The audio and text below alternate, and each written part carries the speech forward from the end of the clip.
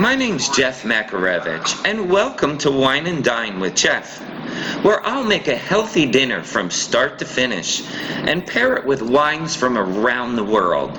Let's fill up that glass.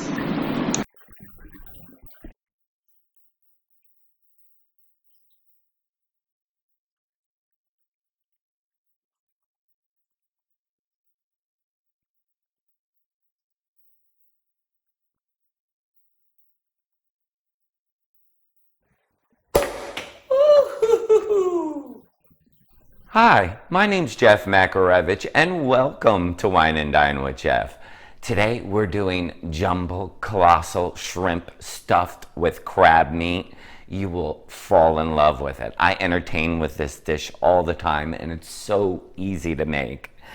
And we're pairing it champagne, Mumm champagne. I always love to bust open some champagne when we're entertaining. We'll talk a little bit more about that later.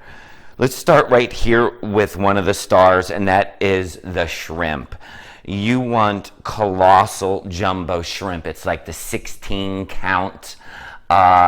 So let's get started on deveining. I want to show you exactly how we're going to set this up. Take your raw shrimp here, and the first thing we're going to do is peel it. Obviously, we're going to remove the shells and all the feet.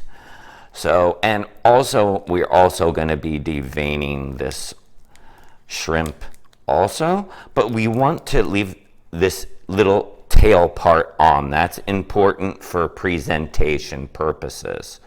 So then you want to sit the shrimp up. Here we took its feet off, right? So you just want to take your knife, you want to go right down the center of it and not cut all the way through, but pretty far through.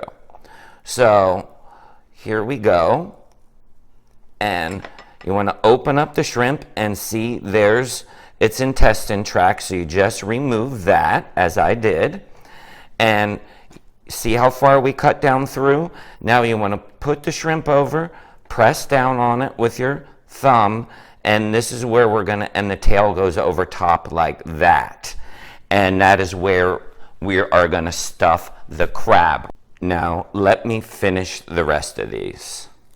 Now, let's get started on our easy crab filling. I have some mayonnaise here in the bowl, and I'm going to add a little bit of Dijon mustard to it. Now, all the exact measurements are right down below in the description center for you. That'll give you a link over to my website. And Worcestershire sauce. Worcestershire sauce. I don't know. I can't say it perfectly. I don't know who can, to be honest with you. And Old Bay. Now in my crab cakes, to be honest with you, I don't put Old Bay, but in this recipe I do. I just feel like I want a little more flavor, a little more of the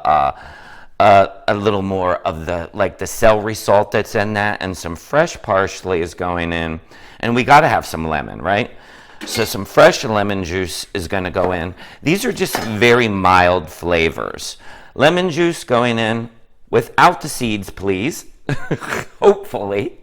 There we go. That's why you always want to squeeze your lemon up. And a little bit of salt and pepper, and that is it. And this is just to give the crab a little more moisture, a little more flavor. So salt and pepper is going in. And let's give this a stir. There we go. Perfect. Perfect. Now let me grab the crab out of the fridge. I pulled the crab out of the fridge, and it comes in either canister or plastic, looking like this. You want to drain it. Make sure you want to get all the liquid out. I used lump crab. It all depends on your budget. Claw, lump. You choose whatever you'd like. I like the lump crab. It is a little more expensive. Now you want to coat the crab in this delicious sauce that we created that is going to flavor up the crab before we add breadcrumbs. Now breadcrumbs is your choice. You could use a panko. You could use, I have my own homemade breadcrumbs. They're plain here that I'm using. First, a little bit at a time here. And see how it comes together. You want it to come together like a meatball type style. And it looks like that is almost done. I don't like to use a lot of filler at all, like very little filler, because I like to taste the crab. That's what I want, the crab, right? So this looks perfect. That is done and ready to go. Now a tip for you. So it forms and stays together better, you can put this in the fridge with plastic over top for half an hour, and it will help it form and set a little bit better. So let me throw it in. You want to set your oven to 400 degrees.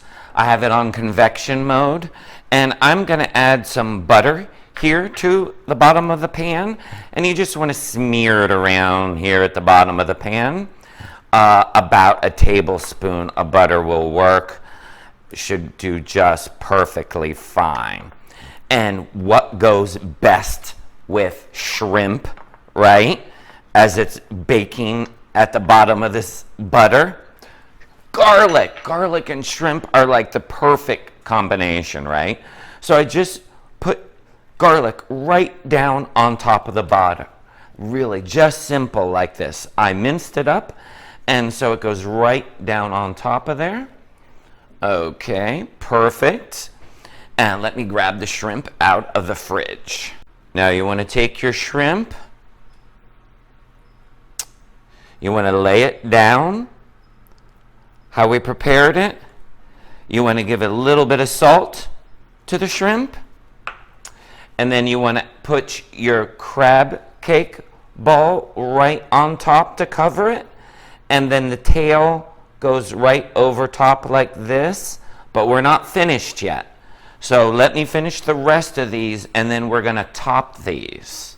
I have all the shrimp stuffed. Now, last but not least, this has gone through my test kitchen a ton of times.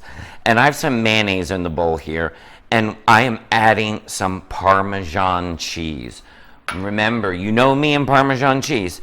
It is 2-year aged, very good quality Parmesan cheese. That is it. That is 2 ingredients, mayo and Parmesan cheese. I know it sounds very interesting to you. You're like, but you know what? I put, panko on here. I've done so many different things. Now you want to just take a knife, and you just want to smear a little layer of that right on top, just like so. Make it real simple.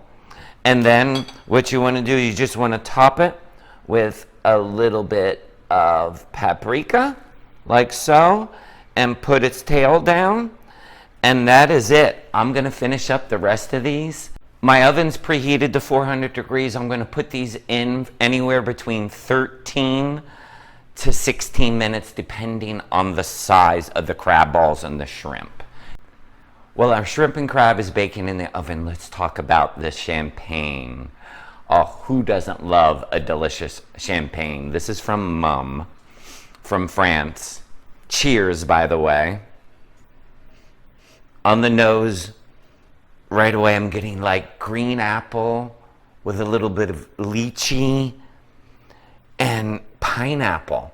Let me give a taste.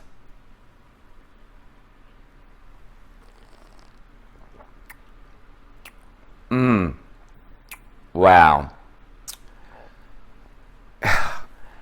I'm getting a lot of stone fruit off of the taste. Like apricot and peaches. And then with a little bit of apple, which is not a stone fruit, thrown in there too. A little bit of caramel also. Wow, you're definitely going to love this. I found this, believe it or not, and I'm not promoting them, but I found this bottle at my local Costco. Inexpensive, only $30, which is normally a $65 bottle of champagne. So, winner for me. The smell of the garlic and the crab, it smells so good in here. It's time to pull them out of the oven. Oh, yes. They look so amazing. Take a look at those.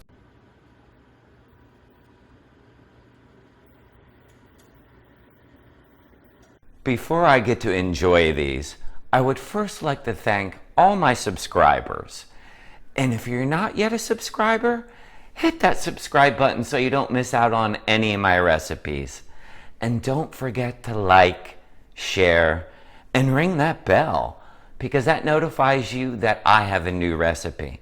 And I have one every Tuesday, guaranteed. I'm putting my champagne down for this, and this is a miracle. I'm digging in. This looks so good. Oh yes. You know, gotta have a little bit of everything. Crab, shrimp. Oh yes. Oh my goodness.